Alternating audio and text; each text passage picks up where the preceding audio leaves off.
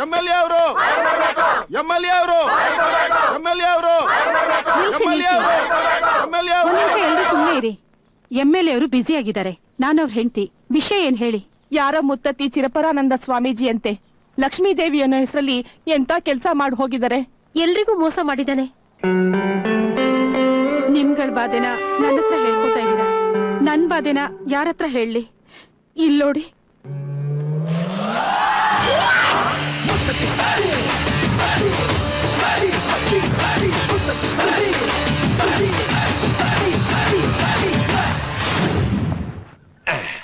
ಈಗ 1 2 3 4 5 6 ಟೋಟಲ್ 20,600 ರೂಪಾಯಿ. ಈ 600 ರೂಪಾಯಿನ ಇಲ್ಲಿ ಸೈಡಿಗೆ ಇಟ್ಬಿಡು.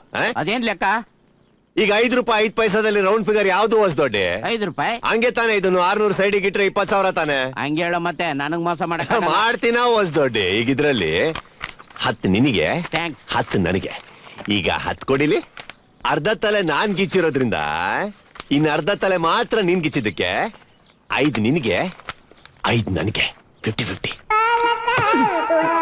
ಚಿಕ್ಕ ವಯಸ್ಸಿಂದ ನೋಡ್ಕೊಂಡ್ ಬರ್ತಾ ಇದ್ದೀನಿ. ಹಿಂಗೆ ಮೋಸ ಮಾಡ್ಕೊಂಡ್ ಬರ್ತಾ ಇದ್ಯಾ? ಕರೆಕ್ಟ್ ಆಗಿ ಯಾವತ್ತಾದ್ರೂ ಹಂಚಿದ್ಯಾ ನೀನು? ಎಲ್ಲ ದೇಕ್ಬಿಟ್ಟು ನಂದ್ರಲ್ಲೂ ಅರ್ಧ ಕಿತ್ಕೊಂತ ಇದ್ಯಾ? ಬೇಡ ಅಂದ್ರು ಬಿಡು. ಕೊಡ ಇಲ್ಲಿ.